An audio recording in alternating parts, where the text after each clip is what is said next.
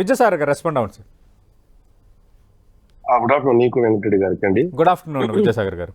YCP వాళ్ళు ఇంతకంటే ఏదో బ్రహ్మాండంగా మాట్లాడతారని మేము అనుకోవట్లే.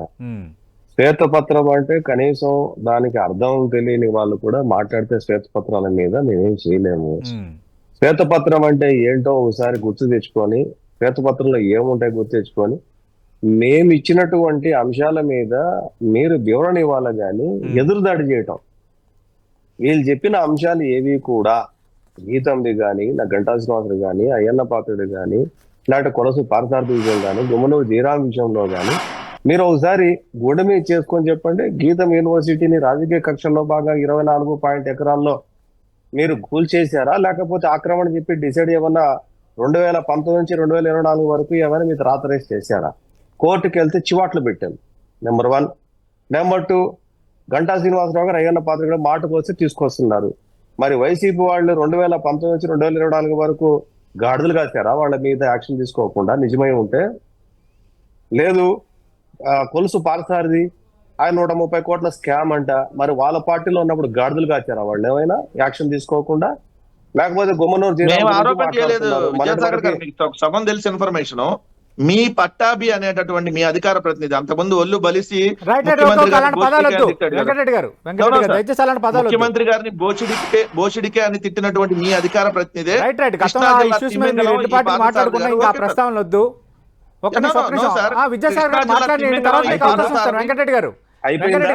మీరు మాట్లాడినంత వరకు ఆయన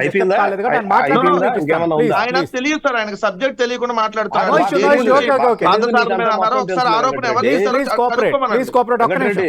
మాకు తెలియదు, మొత్తం నీకే తెలుసు. మొత్తం నీకే తెలిసే 11 సీట్లు కన్ఫైన్ అయ్యి కూర్చొని ఉన్నారు ఈ రోజు. అరే బాబు, మీకు 23 సీట్ల గురించి కాదు కదా ఇక్కడ డిస్కషన్. మీరు 10 మంది కలిసి వస్తే మీకు వచ్చిన 100 సీట్లు వచ్చినాయి అంటే సింగిల్ గా జీవితంలో సింగిల్ గా అధికారులు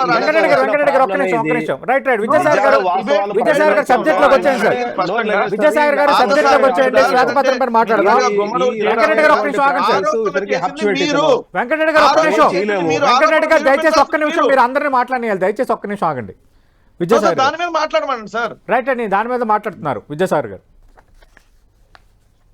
ఇప్పుడు ముఖ్యమంత్రి గారిని బోసిడీకే అని అన్నారే అంట కోపం వచ్చినప్పుడు 7 కొండల మీద 7 కొండల సాక్షిగా ఎవడమ్మా మొగుడు సొత్తు అన్నప్పుడు ఆ వెధవగాడిని ఏం చేశారు మీరు? ఎవడ మాట్లాడాడు దేవుడి గురించి? వాడమ్మా మొగుడు వీడమ్మా మొగుడు మాట్లాడిన వెధవ గురించి ముఖ్యమంత్రి ఏమైనా దైవాంశ సంభూతుడా లేకపోతే పైనుంచి ఏమైనా ఊడు పన్నాడా?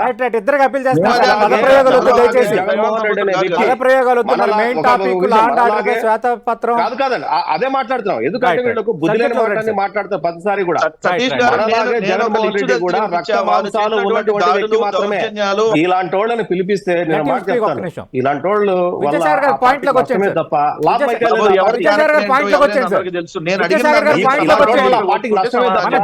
ఉద్దేశం పక్కదారి పడుతుంది. దయచేసి పాయింట్ లోకి రండి.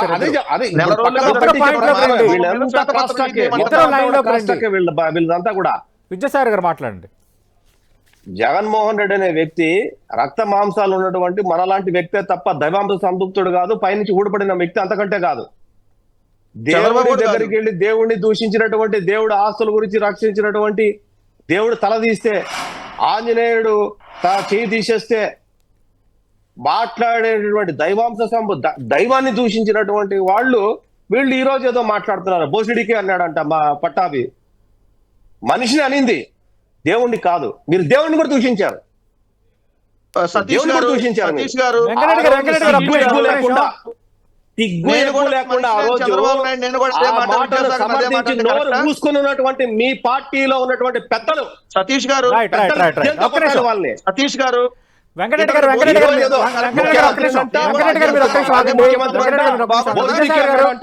దానికి ఏదో పెద్ద విద్యాసాగర్ గారు డైవర్షన్ పాలిటిక్స్ లో భాగంగానే శ్వేతపత్రాలు విడుదల చేస్తున్నారు. ఇది వైఎస్ఆర్ కాంగ్రెస్ పార్టీ చేసిన ప్రధాన ఆరోపణ. ఈ రోజు ఏం చెప్పబోతున్నారు? ఈ రోజు శ్వేతపత్రంలో ఏం చెప్పబోతున్నారు ముఖ్యమంత్రి? ఈ రోజు శ్వేతపత్రంలో ముఖ్యమంత్రి ఏం చెప్పబోతున్నారు? వెంకటరెడ్డి గారు మీరు ఒక్క నిమిషం ఆగాలి నేను అడిగాను. వెంకటరెడ్డి గారు నేను అడిగాను, ఒక్క నిమిషం ఆగాలి. వెంకటరెడ్డి గారు మీరు ఒక్క నిమిషం ఆగాలి నేను అడిగాను. విద్యాసాగర్ గారు ఏం చెప్పబోతున్నారు? సతీష్ గారు ఆయన సైలెంట్ ఉంటే ఆయన ఏమన్నా మాట్లాడమని చెప్పండి ఆయన టర్న్ వచ్చినప్పుడు.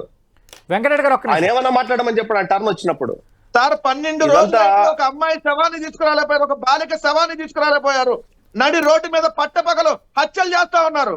దీని మీద మాట్లాడండి శ్వేతపత్రం. ఒక్క నిమిషం మీరు ఆల్రెడీ అడిగారు వెంకటరెడ్డి గారు, మీరు ఆగితే కదా ఆయన సమాధానం చెప్తారు. వెంకటరెడ్డి గారు మీరు ఆగితే కదా ఆయన సమాధానం చెప్తారు. ఒక్క నిమిషం ఆగండి సార్, ఒక్క నిమిషం ఆగండి వెంకటరెడ్డి గారు. విద్యాసాగర్ గారు సార్ మా బాధ సార్ ఈ రోజు నడి రోడ్ల మీద రైట్ నిస్సిగ్గుగా మాట్లాడుతూ ఉన్నారు కూర్చొని. సరే, మీ బాధ మీ ఆవేదన మీరు ఆల్రెడీ ప్రస్తావించారు, దానికి అధికార పక్షంగా ఆయన సమాధానం చెప్పాలి కదా. దాని మీద చెప్పండి, దాని మీద సమాధానం. Let him speak. విద్యాసాగర్ గారు సబ్జెక్టులకు రండి సార్ డైరెక్ట్. ఆయన మ్యూట్ అన్నా చేయండి. వెంకటరెడ్డి గారు చేయండి పోనీ అట్లా. వెంకటరెడ్డి గారు ఆగారు, మీరు మాట్లాడండి సార్.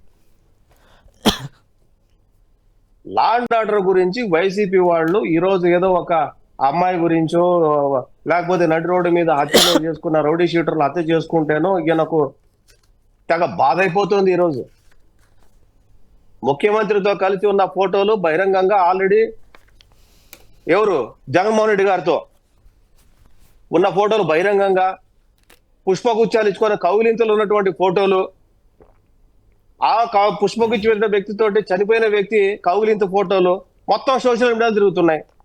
ఏదో టీడీపీ అంటాడు, ఇంకెక్కడ దీనికి వీళ్ళకు డైవర్ట్ పాలిటిక్స్ వీళ్ళకి ఎక్కడ వీళ్ళకి కనీసం మొత్తం ఎక్కడ చూసినా జగన్మోహన్ రెడ్డి ఆ చనిపోయిన వ్యక్తి చంపేసిన వ్యక్తి మొత్తం సోషల్ మీడియాలో మీరు ఎక్కడ చూసిన అవే ఫోటోలు ఉన్నాయి.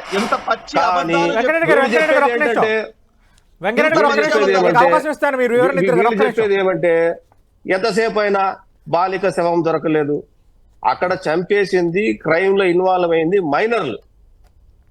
ఆ కేసును చాలా డెలికేట్ గా హ్యాండిల్ చేయాల్సి ఉంది. అందులో ఆ కేసులో సీఎన్ ఎస్ఐను సస్పెండ్ చేయడం జరిగింది, మైనర్లు అదుపులో తీసుకోవడం జరిగింది. దానికోసం గాలింపు చర్యలు తీసుకోబడుతున్నారు. మీరు దొరకలేదని చెప్తారా? ఇప్పుడు ఆయన మాట్లాడియాలి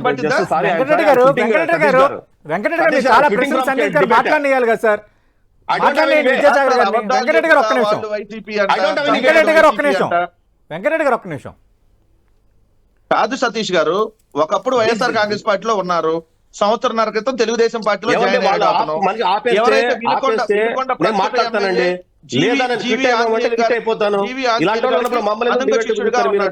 జీవి ఆంజనేయులు గారి భార్య. వెంకటరెడ్డి గారు మీ టర్న్ వచ్చినప్పుడు మీరు మాట్లాడొచ్చు కదా సార్. నేను ఇందాక నుంచి అదే అప్పీల్ చేస్తున్నాను. అబద్ధాలు చెప్తా ఉండి అబద్ధాలు చెప్తున్నప్పుడు వాళ్ళు చెప్తుంది అబద్ధాలు అన్నప్పుడు మీరు ఇద్దరే ఉన్నారు. There is more time.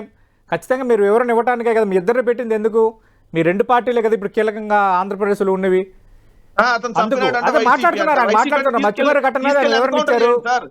సరే, ఆయన ఆరోపణలు చేశారు, ఆయన ఆరోపణలు అబద్ధాలు అయితే మీ టర్న్ వచ్చినప్పుడు మీరు మాట్లాడండి ఖచ్చితంగా. నేను కాదనట్లేదు, మీ టైం మీకు ఇస్తా, ఆయన టైం ఆయనకి ఇస్తా. విద్యాసాగర్ గారు, నా రిక్వెస్ట్ ఏమంటే సతీష్ గారు, ఇంకోసారి వెంకటరెడ్డి ఉన్న డిబేట్ కి దయచేసి పిలవకండి. ఎందుకంటే ఎన్విరాన్మెంట్ మొత్తం పాడు చేయటాన్ని డిబేట్ గా కాకుండా గొడవగా చిత్రీకరించే ప్రయత్నం చేసి 5 సంవత్సరాలు ఈ రకమైనటువంటి వ్యక్తులు 3-4 ఉన్నారు వైసీపీ పార్టీలో. వాళ్ళ వల్ల కూడా ప్రజల్లో డ్యామేజ్, పార్టీకి నష్టమే. సతీష్ గారు, నేను పార్టీలో ఇతని మీద యాక్షన్ తీసుకోవాలి వాళ్ళు, వైసీపీ పార్టీ వాళ్ళు, లేదా ట్రైనింగ్ అన్నా ఇచ్చుకోవాలి వాళ్ళకు ఎట్లా మాట్లాడాలా డిబేట్ లో అన్న దాని మీద. కనీసం మినిమం కామన్ సెన్స్ లేకుండా ఒక వ్యక్తి మాట్లాడుతున్నాడు, నువ్వేమన్నా మాట్లాడుకో, నేను చెప్పాను కదా నేను మాట్లాడిన తర్వాత. సతీష్ గారు, నేను మాట్లాడినా ఆ మాత్రం కూడా 1 మినిట్ రైట్. విజయసాగర్ గారు పాయింట్ లోకి రండి. మీరు ఆల్రెడీ మచ్చిమర్రి ఘటన మీద మాట్లాడారు, వినుకొండ ఘటన మీద మాట్లాడారు, అలాగే ఈరోజు పొంగనూరులో కూడా ఘటనలు జరిగాయి. పొంగనూరులో కూడా ఘటనలు చోటు చేస్తున్నారు, దానిపైన సమాధానం చెప్తారు. సతీష్ గారు, 2019లో వైసీపీ అధికారం రాగానే 3 రాజధానుల విషయం బయట రాగానే మాజీ ముఖ్యమంత్రి పర్యటనకు ఎమ్మెల్యేలతో కలిసి వెళితే చెప్పులతో దాడి చేయించినటువంటి వీళ్ళు మాట్లాడతారా? గౌతమ్ సవాంగ్ గారు ఏం స్టేట్మెంట్ ఇచ్చారండి? నిరసన వ్యక్తం చేసే హక్కు అందరికీ ఉంటుంది ప్రజాస్వామ్యంలో అన్నారు. అది ఆ రోజు గౌతమ్ సవాంగ్ గారు ఆ ప్రభుత్వంలో మాట్లాడిన మాట రాష్ట్ర ప్రజలందరికీ మిగతా పార్టీలు కూడా వర్తిస్తుంది కదా. నిరసన వ్యక్తం చేసే హక్కు ఉంది కదా, చేస్తారు, నిరసన వ్యక్తం చేస్తారండి. నిరసన వ్యక్తం చేసేటప్పుడు ఆ నొప్పి కూడా వాళ్ళకి తెలియాలి కదా. తెలుస్తుంది, ఇప్పుడు తెలుస్తుంది. అరే మేము చేసింది ఆ రోజుల్లో తప్ప, ఒళ్ళు కొవ్వెక్కి మదం ఎక్కి మనం చేసినటువంటి కార్యక్రమాలు తప్ప ఒప్ప, రాజకీయంలో ఇవన్నీ రిటాలియేషన్ తిరిగి మనకు పడతాయి కదా అనేసి వాళ్ళకి ఏమాత్రం కాస్త ఆలోచించుంటే ఇప్పుడు ఆలోచిస్తారు. ఇప్పుడు విజయసాయి గారు కక్ష సాధింపు రాజకీయాలు ఉండవని టీడీపీ చెప్పింది, కానీ దాడులకు పాల్పడుతుంది. రాజకీయాలు మాట్లాడలేదండి సతీష్ గారు, కక్ష సాధింపు రాజకీయాలు మాట్లాడలేదు. నేను నిరసన వ్యక్తం గురించి మాట్లాడుతున్నా. నిరసన వ్యక్తం చేస్తున్నారు, చేయనియండి. ఇంకా ముచ్చుమరి సంఘటన అందులో క్లియర్ గా చెప్పాను నేను. అందులో క్రైమ్ లో ఇన్వాల్వ్ అయినటువంటి వాళ్ళు జువెనల్స్. మీకు ఇష్ట ప్రకారం ఏదో చేయాలంటే కుదరదు, చట్టాలను గౌరవించేటటువంటి వాళ్ళ మేము. దానికి అనుగుణంగానే దాని చర్యలు చేపడుతున్నారు. దాని మీద ఎస్పీ గారు మీటింగ్ పెట్టారు. గాలింపు చర్యలు సీరియస్ గా జరుగుతున్నాయి. వర్షాలు, నది ఉధృతంగా ప్రవహిస్తోంది, డ్యామ్ లో కూడా చెకింగ్ జరుగుతోంది. ఇదే రోజు ఈ 2-3 రోజుల్లో ఒక ఎంపీడీఓ వైసీపీ నేతలు ఓడిపోయినా కూడా వాళ్ళ వేధింపులు తట్టుకోలేక ఏ నదిలో దూకాడో తెలియక 3 రోజుల నుంచి గాలింపు చర్యలు చేపడుతున్నాం. అంటే పార్టీ డిఫీట్ అయిన తర్వాత కూడా వీళ్ళ వైసీపీ నేతల వేధింపు తట్టుకోలేక ఒక గవర్నమెంట్ ఎంప్లాయ్ ఆత్మహత్య చేసుకున్నాడు అని చేసి ఒకటి నడుస్తోంది. 3 రోజులు శవం కూడా దొరకలేదు. దానికి చెప్పాలా జవాబు? లా అండ్ ఆర్డర్ గురించి మాట్లాడితే ఈరోజు మధ్యాహ్నం చెప్తారు. సుధాకర్ లాంటి వ్యక్తి కేసు దగ్గర నుంచి పార్సల్ చేసి మర్డర్ చేసి పార్సల్ చేసే దగ్గర నుంచి ఎన్ని మర్డర్లు జరిగాయి, ఎంత రేపులు జరిగాయి, ఎంత మంది వచ్చారు, 2019 వరకు క్రైమ్ రేట్ ఎంత ఉంది, 2020 దాని మీద కూడా మనం చర్చించాలి. వెంకటరెడ్డి సార్ గారు, డాక్టర్ సుధాకర్ మీద హైకోర్టు ఆర్డర్ మీద సిబిఐ ఎంక్వైరీ నడుస్తుంది. అట్లాగే సుబ్రహ్మణ్యం అనే దళిత యువకుడిని కొట్టి చంపి ఇంటి దగ్గర పార్సల్ ఇచ్చిన వ్యక్తి మీద సిట్టు విచారణ జరుగుతుంది. హైకోర్టు సీరియస్ గా బెయిల్ ఇవ్వకపోతే, కండిషన్ బెయిల్ ఇస్తే ఆ వ్యక్తిని తీసుకొని వచ్చి ముఖ్యమంత్రి పక్కన పెట్టి మీటింగ్ లో కూర్చున్న ఘనమైన చరిత్ర ప్రజలందరూ చూశారు. కాబట్టి ఈ రోజు మనం ఎక్కడున్నామో వాళ్ళు ఎక్కడున్నారో మనకు తెలుస్తా ఉంది. ఇప్పుడు ఈయన చెప్తున్నారు సోషల్ మీడియాలో కాదండి, వాళ్ళ ఇంట్లో వాళ్ళు కూడా చెప్తారు, స్థానికంగా చెప్తారు. అది 2 వ్యక్తుల మధ్య జరిగినట్టు గొడవ, మర్డర్ జరిగింది అనేది. అది కూడా వైసీపీ సానుభూతి పరులు, వైసీపీ పార్టీలో ఉన్న వాళ్ళు, గత ఎలక్షన్ లో వైసీపీకి పనిచేసేటువంటి వాళ్ళు అన్నది అందరికీ తెలుసు, పబ్లిక్ సత్యం. కానీ సతీష్ గారు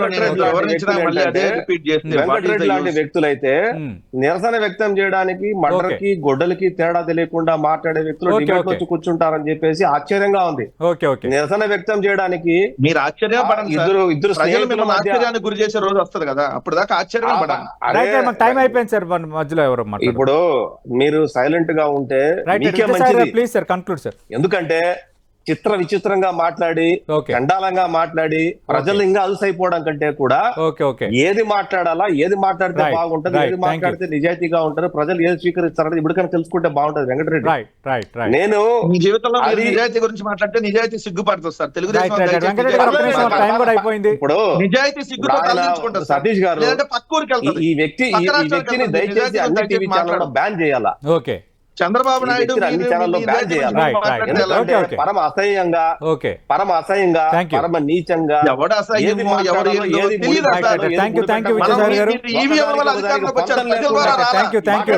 వెంకటరెడ్డి గారు